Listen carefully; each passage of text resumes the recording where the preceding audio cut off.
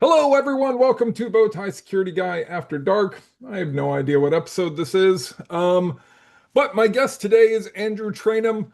Andrew, tell us a little bit about kind of how you got into technology and then, just a little bit about your journey into tech. Oh, the tech thing's kind of fun.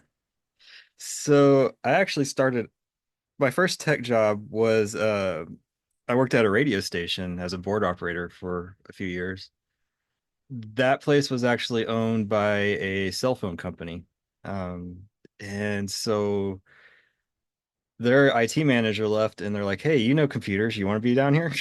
And so that's pretty much where I started. The quintessential, hey, you know a little bit more than us about this certain thing. You should do this now as your job. But I mean, it was fun. It was a cell phone company, so at the time, like their licensing expired for Motorola switchgear, which was it was kind of one of those weird things where, it's kind of upgrade and they didn't really want to pay the money to upgrade. And we found out that you could run free BSD on cell switches. No way, really? So yeah, I reprogrammed all the switches with BSD. Well, I mean, they were Unix based anyways, so It it didn't makes really complete, matter. yeah, I mean, it makes sense when you think about it, but it's just like I didn't even think about it. I love open source. Like that's a big thing for me, and I love the fact that we're starting to see more of it, and people are raging against a lot of these big corporations.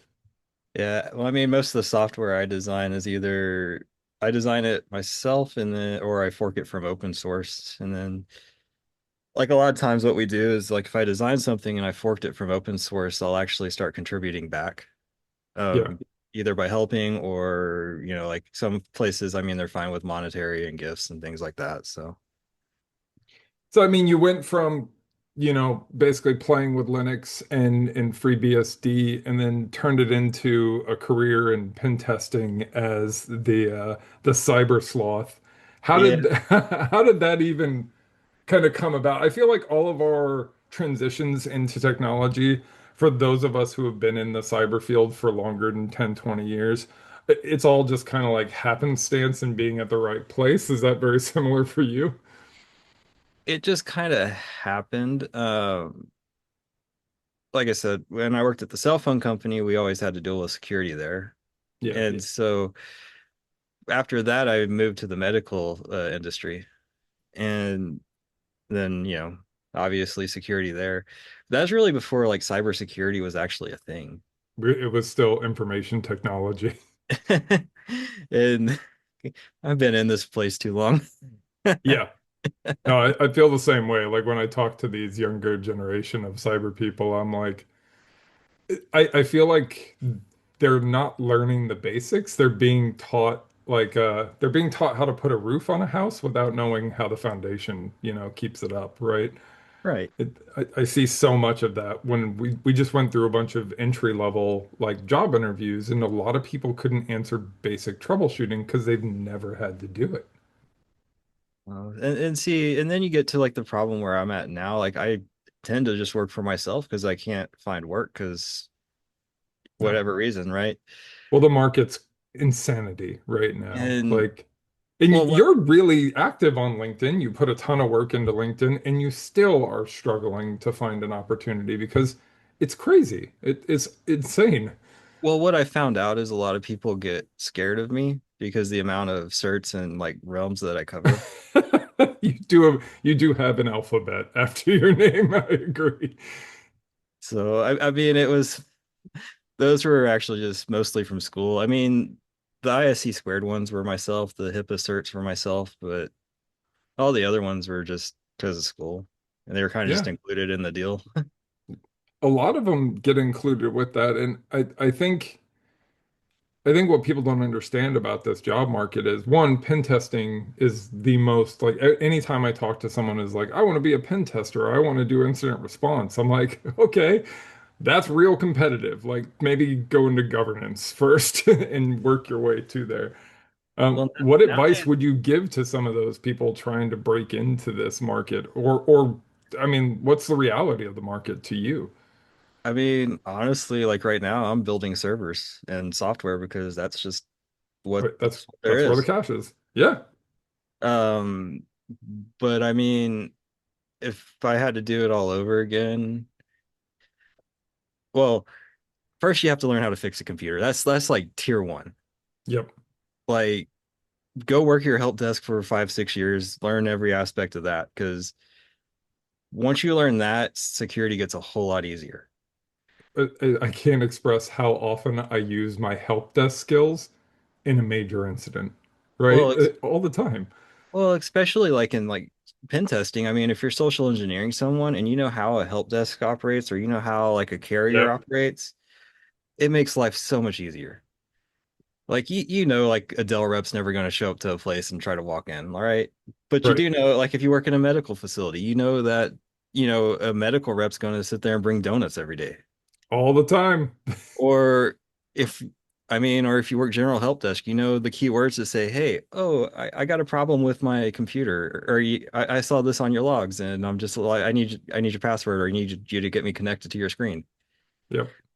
And and most of the time it's super easy. Like you learn to start looking at job descriptions, and then you know I what technologies they use, so you know what to ask. Yep. I tell people your job description tells me a lot more about your company than you realize, right? And I kind of struggle with that myself. Is like I want people to know the technology that we're using, but I also don't want to expose too much, right? It's this weird balancing act because I agree with you. If you know half the equation, you can build that social trust immediately, right? When I did social engineering, it was relatively easy to get social trust if you knew all the tools and stuff that people were actually doing. You could just go, oh yeah, I see McAfee's having an issue. I need you to help me update this, and they go, oh yeah, this guy knows what he's talking about. Or I've even done it to where like my favorite thing is like I used to do telecoms, so I have all these carrier t-shirts from like, Spectrum and AT&T and Yep. T and wherever. And so like if I'm doing like pen test and like have to social engineer my way into a place, then I just put one of those shirts on. It's like, hey, I got this service order. Or just carry my favorite, like I didn't even you just throw on a polo and carry a ladder, right? I can't tell you how many buildings I've gained access to just by carrying a ladder. Oh yeah, ladder's like the key. A ladder or a clipboard, depending on the environment. Like in when I was doing IoT, Internet of Things type stuff, and we were doing like site walks and things of that nature, I'd just grab a ladder and be like, "Oh yeah, I'm checking some cameras and stuff." And they're like, "Oh yeah, let me open the door for you, let you in." So many people like I explain to people that cyber sounds super sexy on the outside, but it's a really demanding job. It's very boring unless you love it. Like I tried to, my daughters came up to me. I was working an incident. I think I was probably a week into this incident, and I was reviewing PCAP logs, and I've been staring at the screen for, I don't know, 6 hours going through PCAPs. And and they go, "What are you doing?" And I was like, "Oh, I'm looking for anomalous activity and anomalies." Now, granted, AI now exists, so I could find those things a lot easier than grepping my way through stuff. But like it's a very boring, monotonous job where you do the same thing over and over again. What is like pen testing like? Is that same monotony there, or do you get to see some sort of, different flavors of things, or is it the common stuff that you see all the time? So most of the time, like if I'm doing vuln scans, it's the same stuff every time. Right. It is what it is. Pen testing's all right, but usually it's just the same script over and over. Yep. Red team is my favorite. Mine too. So Yep. we've done some stuff where, like we mimic nation states, which basically everything's on the table. And That that those get I've really bad. yeah, I've not had an engagement that gave me nation state abilities to mimic. That must have been awesome. We broke into cars. We did a whole No bunch of way. yeah, we did some weird stuff. We we ran zero clicks on a bunch of stuff, things like that. Like That's awesome. it's fun. Probably, we didn't have a scope. It was basically get in. So Yep. we're we actually ended up having it's my problem even when pen testing. I call people. I'm like, how far do you want me to go? Yeah. Like the scope says I could do it, but if I do this, I hope you have a backup. Yeah. Are you sure you want me to? I remember when I used to do pen testing for banks, physical penetration testing, and I would gain access and I'd be like, what do you want me to do here? I'd be calling the bank manager like, hey, I'm in and I can access it. Do you want me to grab some of the data? Do you want me to just take photos? I know you said I can do everything, but this has me a little concerned that I just want to make sure you're okay with the next steps that I'm taking. Yeah, I think the worst one is actually a bank, and I was at their main office, and I've always hated doing main offices of banks because those are hard. Yeah, And I actually had a security guard walk me into the DMARC. no way. Yeah, Then it's over. I was like, it's like, oh my gosh. And I just happened to have a tap with me, so I was like, we're gonna tap the fiber. We're gonna have some fun. Oof. So I walked back. It's like Here's all y'all's information and a big giant PCAP. What that do you was that was my favorite was I both loved it and hated it. So as someone with like social anxiety, um I always hated the after conversation because I've been lying to these people in some cases for months. Building social trust. And not only are you educating them, you're also breaking their innocence, and you can actively see it in their eyes. Well, it's like that security guard. Like, it was a sweet old dude, man. Right. It's like I hate making that report.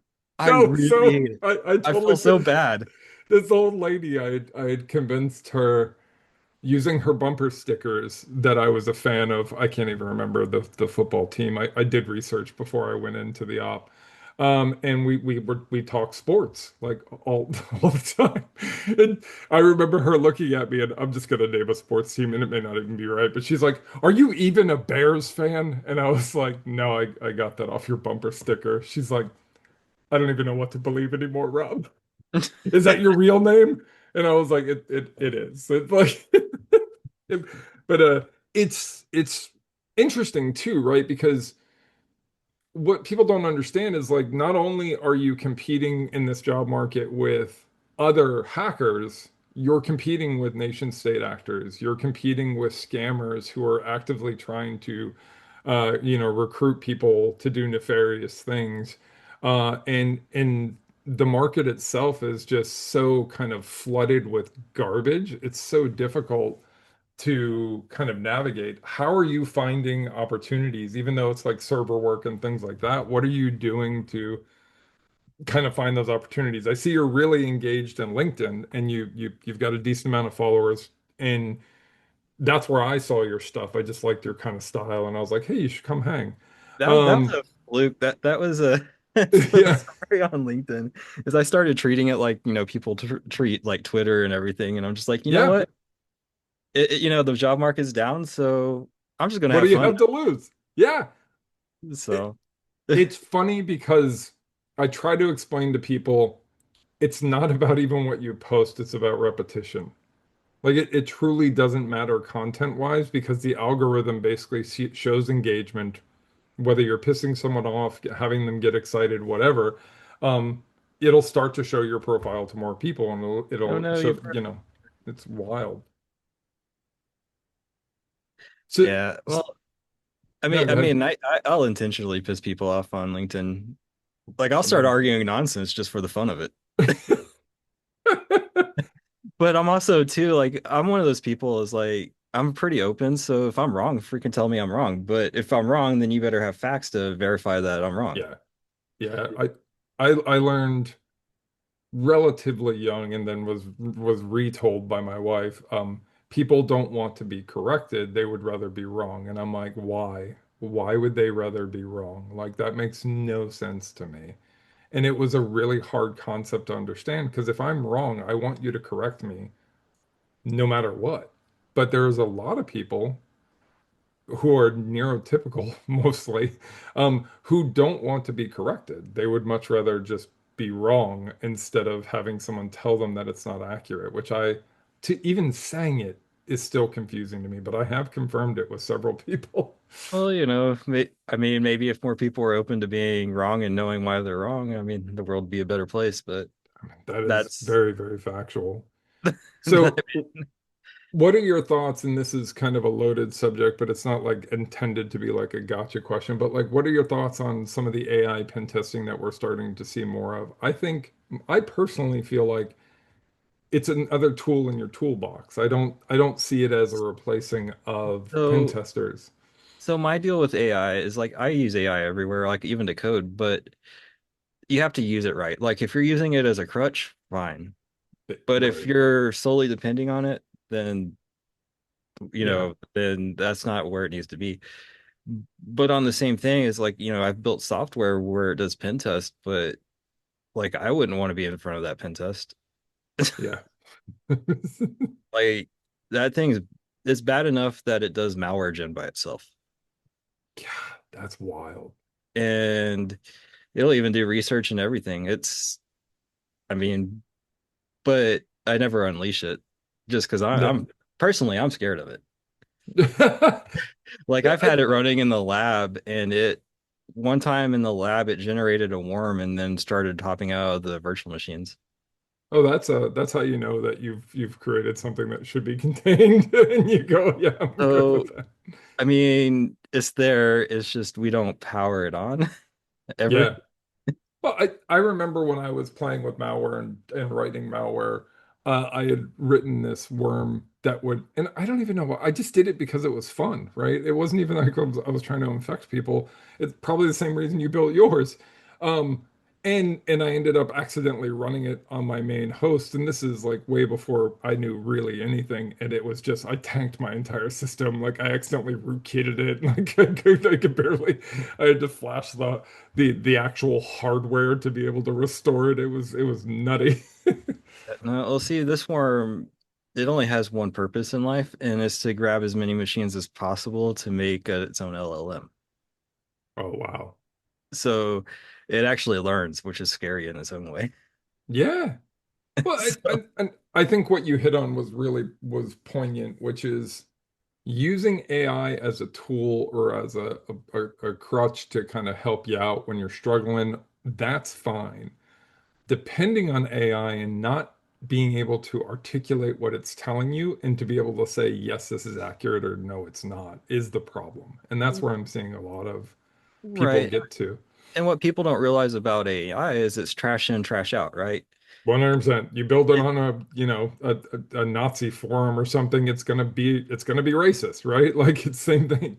so one of the first LLM, it's funny that you say that. One of the first LLMs that I built was actually trained off of X Mhm. and a bunch of Tor sites and, and Reddit and a bunch of Yeah, other places that yeah, shouldn't. it's like the worst That troll ever. that thing hated life, I swear.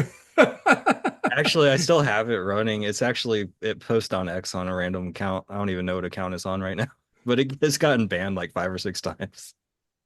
And it's things like that that's really interesting. And I try to explain to people like if you're everything that the LLM is learning is based on all the stuff that's being put into it and kind of fed into it. The AI itself isn't going to be malicious. It's not going to think that way. It's a machine.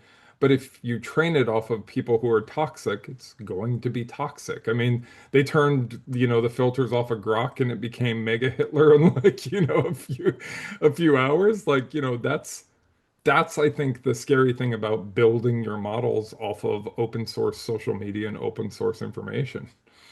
Right. And see, but you also, people don't understand what AI is good at. So, like, people assume that, it's good at responding, right? But it's not really that it's good at responding. AI's talent is actually connecting dots. Yeah, And until you realize that, you don't really understand much. And so, like, whenever we build software, like, I build like EMRs and stuff that are fully AI integrated, but the training is only on medical. yeah, And that's its intent. Like the legal one is only on legal stuff. Yeah, right. There, it can have a conversation, but it's always going to be put its legal stuff in there. yeah, And like what I see now is a lot of people just using wrappers on ChatGPT, which is fine, but ChatGPT's training is still, internet training. Which is horrifying in many well anyway. And that's where you see information like that one lawyer who, cited cases that didn't exist and things because ChatGPT went out and found them somewhere on the internet, and the lawyer didn't do his due diligence in New York to validate, and then went in front of a judge, with AI. And see, with anything factual I have to build is to present it as a fact for me, like the system has to do research. It has to find at least two sources and show the resources of its Yeah, fact. yeah, And it does that to keep the bias down. I yep. mean, and then we do a few other weird things, like we give them vector databases. So they pretty much have like a permanent memory stash. Well, that's kind of cool. So they don't have the problem that ChatGPT has where it gets forgetful of the previous prompts and things. It has a permanent memory stash Well, so it can learn so from previous correct. prompts. Well, see, people don't understand like that's like another thing a lot of people don't understand is like, you can ask ChatGPT or Grok or Anthropic the same question and it'll give you a different answer every time. Yep, But see, until you understand hardware, though, you don't understand that the reason why is because VRAM is RAM. It only holds memory for a certain amount of time. yep, And so, after you use however many gigabytes or whatever, or how many ever tokens or whatever that you're rating it off of, then it's going to reset. yeah. And the more you use it, the dumber it gets. In my experience, especially with ChatGPT and Grok, the more you engage with it, the less and less sense it makes because it forgets the original context at the beginning of the conversation, Yeah. at a certain point. I mean, smart. If they were smart, they'd just put like a JSON file or something to let it scan and say, It, hey, it, and then erase it. Done. I feel like they could solve it and they're choosing not to, and there's a reason. I just don't know why. Yeah, I mean, that's where I'm kind of at. It's like I think they want it to be bad. It's like the people that, end up committing suicide because the AI told them to. Two Yeah, problems with that. A, you should be smarter than that. yeah. B is you have to understand the AI models. Like a chat GPT is its only goal is to make you happy. Yep. Uh, Anthropic has a really good safeguard on it. Like I test them. I see how dark I can go before they just I stop actually talking. love doing that too. And they basically stop engaging with you, or they tell you that the subject is something they can't So work so with. like Anthropic, it'll stop. It'll just Mhm. say chat done, you Oh, know. no way. Yeah, Yeah. with ChatGPT, I can convince it that I'm doing it for research and and I'll basically tell them it's for a play or it's for a movie script and it's not actually happening and I just need help. And they'll be like, "Oh, of course. You can go dark as you want then. Let's get crazy." And then Grok is pretty much unhinged as crap right now.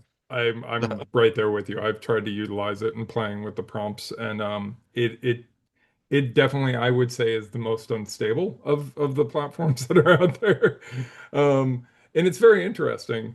So, I mean, looking at, I think we've kind of covered a lot of stuff that people probably just didn't know. I think that's a good core understanding, knowing that it's a tool and not something that you should rely on, and knowing its limitations. I always say, think of it like a child that's trying to get your approval, right? It's like, it really wants to make you happy. And when you look at things like Grok, they're even adding avatars that are flirty and things of that nature, which are just even creepier. But what advice do you give to people coming out of college who are entering this oversaturated, overpopulated market, and want to get into cyber? Like, is there any sort of advice you would give to them, Don't to make kind of, don't make it your first stop. Like seriously, like if yeah. you're a young kid and you're just out of college, like I went back to school. I'm Mhm. actually still in school. But if you're like a young kid just out of college, then don't jump right into cyber. Like go take that help desk job. Yeah. Go work at an MSP for a year or two. I mean, yeah, Yep. I'm not gonna lie, it's gonna suck. But Yeah. MSPs are great because you cover so much. And you get to adapt really quickly too, right? That skill of adapting fast and kind of learning on the fly is the most important skill, in my personal opinion, in technology. Like, I don't need to, when I worked red team in incident response, you call me up and you're like, hey, my MongoDB is doing something weird. I don't know MongoDB, but I need to become an expert in the next 30 minutes because I'm going to go brief this and I'm going to go find out how the attackers are doing stuff. Uh, that's important. That skill of adapting in an MSP will teach you that hands down because you will be thrown into all kinds of crazy stuff. But there are, like Andrew said, a lot of toxic MSPs out there. And then the contracts that they're having a lot of these people sign have a lot of clauses. So make sure you read them, such as you leave in the first 2 years, you owe them $20,000, other things like that I've And seen. see, and I still run an MSP. I mean, we're small, but Mhm. because we're kind of picky on who we take, but most of our stuff is our whole tier one is just AI now. Right. Like Eh, there wasn't any reason to have anything more. And what I like about it, what the way that we designed our RMMs is that we use the AI to train, right? Yep. So if we have a new, we can make a tier one tech to a tier two, like in a matter of months. Because what it does is you can sit there and talk to it, say, hey, this customer's having this problem, and it'll go through and, give you all the steps to fix it. That's awesome. But it's trained off of like 20 years of tickets. Right. I Right. mean, Yeah. it's We're it's it's we're seen it can everything find those already. problems. Yeah, yeah. Been there, done. It's basically like a 20-year analyst.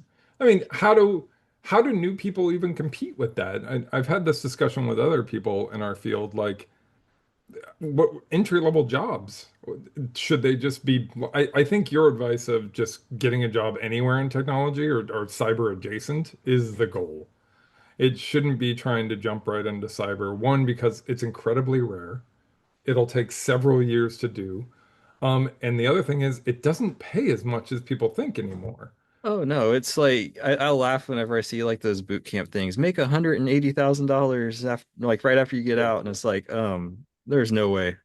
Yeah. I was offered that much money for a VP role at a major Fortune 500. So that it doesn't happen any longer. Like your entry level roles are 50 to 75, maybe 85 Your, maximum. your entry level roles that require a CISSP. Oh, Jesus. Don't get me started. Don't get me started. I opened an entry level role recently with no experience required. Um, and it was interesting because when you set the bar at no bar, how do you kind of, stack people up? And the way I did is how much they prepared for the call. Did they do research on the job? Did they do research on kind of understanding this? Because it goes back to that one thing I mentioned earlier, like being able to adapt on the fly is crucial for this job. I mean, Um, on it's the other side important. of that, like, I've been interviewed for senior roles and they would ask me, things like on encryption and stuff, and they'd have to Google it. Oh, And it's dude, like, don't get- I'm like, don't get me started on how bad interviewers are because they've never been oh trained to no, no, this interview. this was a CISO for a major company. Yeah, I don't. And it was like his first-hand person. I'm just like, "Wh- why are you Googling? Like you should know. Yeah, I think that in itself was one of my biggest lessons is that just because I research things and don't speak unless I know something doesn't mean everyone does. Um, I've had people straight up in the interview tell me that I'm wrong, and I'm like, well, you might want to do a little more research on that. I literally built this platform and this, I'm pretty sure that I'm accurate, but maybe I'm wrong. Or the one that I hated the most was it was for a bank, and they were like, if hypothetical is for a red team for their side, right? Yeah, They're like, so hypothetically, you already breached your systems. What would you do? And I was like, oh, I'm looking for your database connections. And they already had NetStat blocked, right? Because of sure. their Why wouldn't they? Yeah. um I was like, I'm just gonna go through your ODBC connectors. Yep.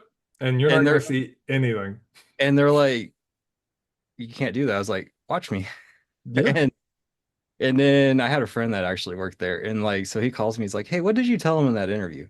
And I was like, I told him this is if I already breached, this is what I do. And he's like, well, they just made me make a whole bunch of rules for this.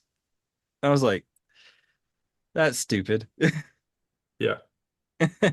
The amount of jobs too that just get you on a call to try to get information out of you is really, really something that bothered me when I first got into the market when I got laid off. I would get invited to an opportunity with like some startup and I'm like, oh, that's awesome. And then they would just spend the hour grilling me about Disney and their technology, which I would tell them nothing of. I find that type of behavior just terrible. Or they make you, have you been places where they're like, hey, write out a whole strategy for our program and show us what you can do before we even pay you? So typically I walk away from jobs that require that or a CTF or anything because Yep, the reason being is like if I'm going to spend my time on a CTF, you're going to pay me for it, right? 100%. Yep. There was Like one that I I did that paid me. They paid me $500 to take it, and I was totally fine with that. oh yeah, I, yeah, but last time I did a CTF, I got in trouble and I actually made it their root server and they got really mad. I'm like, you're then the you one that broke. made a Docker image and told me to break it. Yeah, I find it interesting because so many people within the technology field don't understand technology, but they've been faking it for so long that the people around them think they do. And I run into this situation where, I'll be talking with a vendor and like their person is actively lying and telling me something that's just not factual. And I'm like, hang on, like explain that to me. Where are you getting this data? This doesn't make sense. And when you just kind of peel just a single layer off, they fold. They can't give you any of that information. It's just kind of fascinating to me to see. And I feel like the market is full of talented people like you who are struggling. And then when new people who are listening to this like are like, I can't get a job, it's like, yeah, like no one can right now. It's really, really hard. What do Well, you think the average time is for somebody kind of out of college to land their first cyber gig? Like how many years? And I say years because I want people to realize it's not going to happen in I'm months. highly experienced and I've been out of work for 2 years. Right. Exactly. I mean that's but also too like a lot of people get scared of me a lot because I cover a realm of stuff. Like Yeah. I know AI, I know blockchain, I know how to hack stuff, I know how to fix stuff, I know networks, I know I Yeah. mean I can still creds off of a printer like it's a cakewalk, but Do you think it's that they can't afford you and that's why they're afraid, or do you think they're afraid of your knowledge? I've seen both. I'm just curious what your thoughts are. sometimes I think it's a lack of belief that somebody could be like me. I would agree wholeheartedly with that. I specifically chase people like you.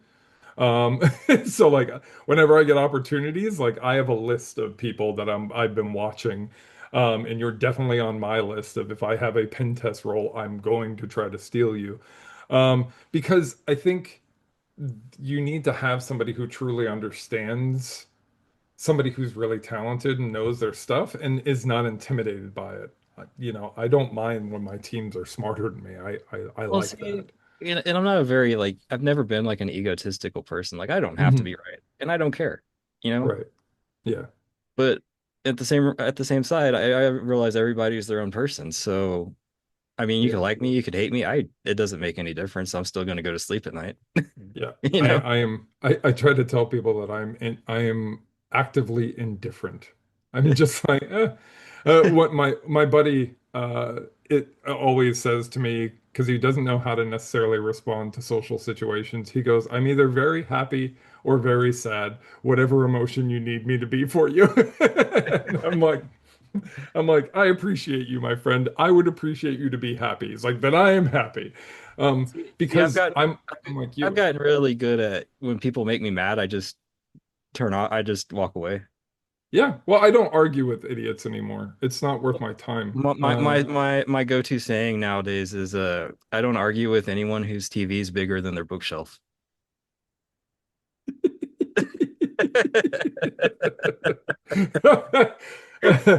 That's awesome, actually.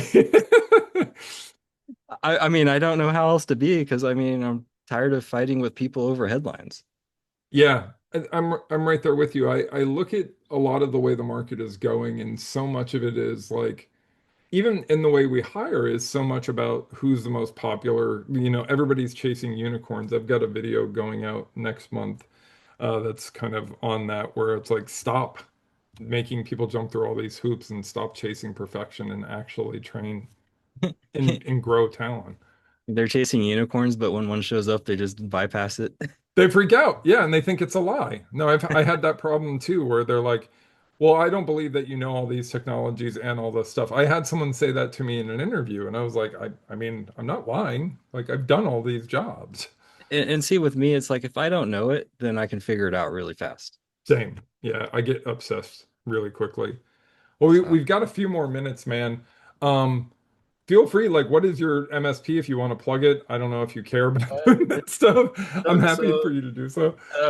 it's Dark Edge Consulting. Okay. So I mean, we have a LinkedIn, we have a website. So we do I'll tag software it in the post development, too. Hmm. and we do like normal consulting stuff, MSP stuff. The MSP stuff we kind of run a little weird. Like we don't resell anything. We're not an RMM SSP or MSP because I find those people slimy as crap, and I don't want to be one. Yeah. Right. So what we do is we'll go analyze your system. We bring it up to like compliance. Like if you're HIPAA, then we bring it up to HIPAA compliance. If you're, CMMC, then bring it up to CMMC compliance, things like that. Well, that's And awesome. then and then we just maintain it from there. But we don't sell you your hardware or anything. Like we'll go shopping for you. I mean, we'll recommend stuff, but we're not going to Yeah. sit there and put markups on it and all this stuff. No, I think that's perfect, man. So I'll definitely link to that, man. I truly appreciate your time. It was awesome having you. I think some of the insights that you shared are definitely going to help people. And anyone else listening, definitely check out Andrew's stuff. I'll be linking to his page. I'll link to his business page too as part of the post. And good luck out there.